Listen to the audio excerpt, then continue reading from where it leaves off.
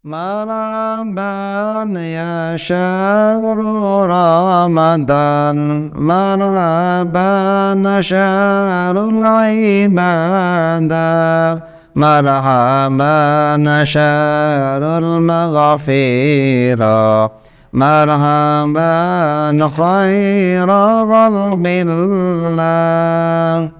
Assalamualaikum warahmatullahi wabarakatuh. A'udzu billahi minasyaitonir rajim. Bismillahirrahmanirrahim. Alhamdulillah wa syukurillah wassalatu wassalamu ala sayyidina Rasulillah la nabiyya ba'dah. Subhanaka la ilma lana illa ma 'allamtana innaka antal alimul hakim. Amma ba'd. Seluruh pemirsa hadirin yang berbahagia, muslimin muslimat yang senantiasa dimuliakan Allah. Pada Ramadan tahun ini merupakan Ramadan yang paling istimewa bagi orang yang meneliti, bagi orang yang niteni bahasa Jawanya tentang Ramadan tahun ini. Yang pertama, Ramadan tahun ini jatuh pada hari Kamis Pon tanggal 23 bulan 3 tahun 2023. Angka yang sangat-sangat fenomenal. Adakah di antara kalian yang usianya 23 tahun? Ingat-ingat, ini tidak akan terulang lagi.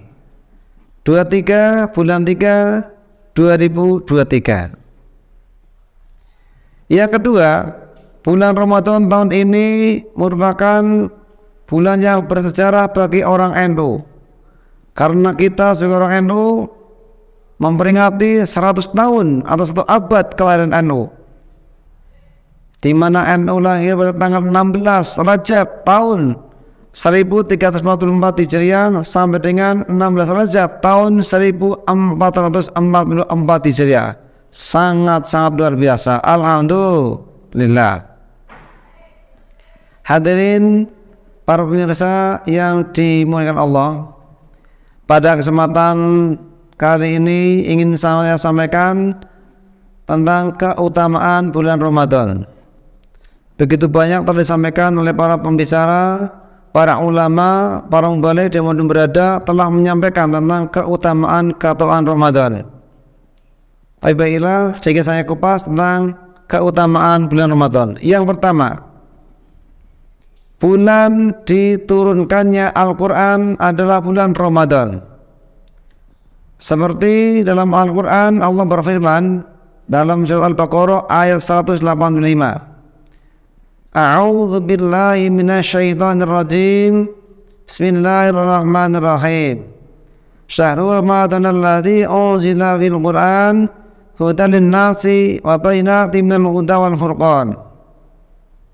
Bulan Ramadan adalah bulan yang di dalamnya diturunkan Al-Qur'an, menjadi petunjuk bagi manusia dan menjelaskan tentang petunjuk-petunjuk tersebut, serta Al-Quran menjadi pembeda antara yang hak dan yang batil.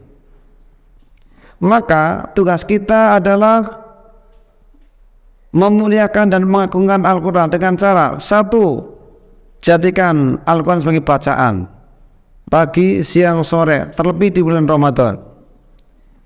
Yang kedua, mengetahui artinya atau maknanya yang terkandung dalam Al-Quran. Dan yang ketiga, kita mengamalkan, mengaplikasikan dalam kehidupan sehari-hari. Membaca Al-Quran itu menjadi wiridan, lebih-lebih ketika bulan Ramadan, di mana di tiap masjid, musola, pesantren, bahkan rumah-rumah diramaikan dengan membaca Al-Quran. Apa? Untuk mendapat ridho Allah, mendapat pahala yang berlimpah. Yang kedua, dengan mengerti artinya, bisa dengan terjemahannya, bisa dengan mengaji, baik ngaji bandungan, ngaji tafsir, dan sebagainya. Banyak sekali cara untuk mempelajari Al-Quran dan mengetahui isinya. Dan yang ketiga, mengamalkan. Contoh, Dalam Al-Quran disebutkan Bismillahirrahmanirrahim wa aqimus shalah wa atuz zakata warka'u ma'ar-raki'in. Dan dirikanlah salat dan keluarkanlah zakat dan rukuklah beserta orang-orang yang rukuk. Kita bisa menjalankan salat, ada tuntunan Al-Quran dan prakteknya pada hadis Nabi serta tuntunan para ulama, para kiai kita.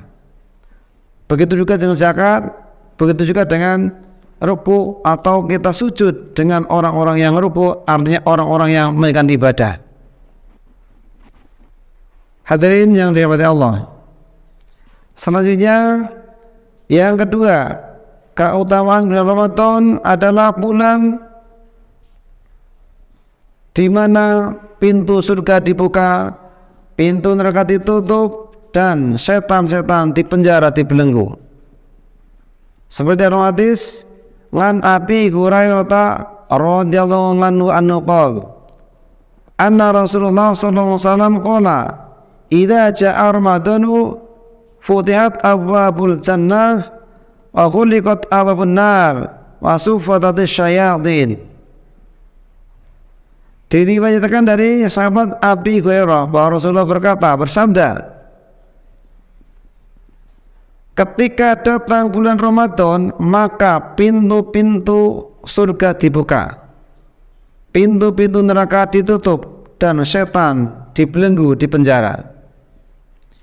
Para ulama berpendapat tentang hadis ini yang diriwayatkan oleh Bukhari Muslim, bahwa dibukanya pintu-pintu surga begitu banyak orang beribadah yang tadinya tidak beribadah, bahkan tidak menjalankan sholat, tapi ketika Ramadan mereka berbondong-bondong datang sholat tarawih, beramal, bersedekah, memberikan takzilan, dan seterusnya. Pintu neraka ditutup, di mana orang-orang Islam mudah mengeluarkan zakatnya, mengeluarkan sedekahnya, mengeluarkan hartanya untuk orang Islam yang sedang berpuasa, baik di jalan-jalan, di terminal, di lampu merah, dan seterusnya. Mereka dengan senang memberikan dan berbagi di bulan Ramadan. Berarti ini lagi ditutup pintu neraka sehingga memudahkan orang untuk beribadah, dan setan-setan yang mengganggu ditutup, dipenjarakan agar tidak mengganggu orang yang berpuasa. Loh, tapi kenapa masih pada nggak puasa? Nah, itulah mungkin setan-setan yang mesti menempel kepada orang-orang yang belum beriman. Karena puasa adalah kewajiban dan diperintahkan kepada orang yang beriman, bukan orang Islam. Secara telah disampaikan dalam firmankan dalam Al-Quran, A'udzubillahi minasyaitonirrajim, Bismillahirrahmanirrahim. Ya ayyuhalladzina amanu kutiba alaikumusyamu kama kutiba alal ladzina min qablikum la'allakum tattaqun. Hai orang-orang yang beriman, berarti yang tidak iman tidak hai. Nah, dipanggil oleh Allah bahwa diwajibkan atas kalian semuanya untuk berpuasa sebagaimana diwajibkan atas umat sebelum kalian, agar kalian menjadi orang yang bertakwa. Jadi dengan berpuasa berarti dia terpanggil hatinya untuk beriman kepada Allah. Semoga kita semuanya, orang-orang yang tadinya belum berpuasa, gemar melakukan puasa, dan selanjutnya dalam kondisi puasa inilah nanti kita akan merasakan betapa penderitaannya orang yang tidak punya, betapa kesabaran kita diuji, dan betapa perbuatan kita diuji pada bulan Ramadan. Ya. Maka dari itu, mari kita bersama-sama muliakan bulan Ramadan dengan berpuasa sebaik-baiknya untuk mengharapkan ridho Allah. Sebagaimana dalam hadis disebutkan, man kana yu'minu billahi man soma Ramadana imanan wa ihtisaban ghufira ma taqaddama min dzambi. Barang siapa yang berpuasa dengan iman dan mengharapkan ridho Allah waktu saban, maka dia akan diampuni dosa-dosa yang telah lalu. Hadirin yang dimuliakan Allah, hanya itu saja yang dapat saya sampaikan. Semoga ada manfaatnya. Bulu kutub berbulu satu, bulu satu di bawah mati. Saya cukupkan sekian dulu, lain waktu berjumpa kembali. Aku qouli hada, astaghfirullahaladzim. Assalamualaikum warahmatullahi wabarakatuh.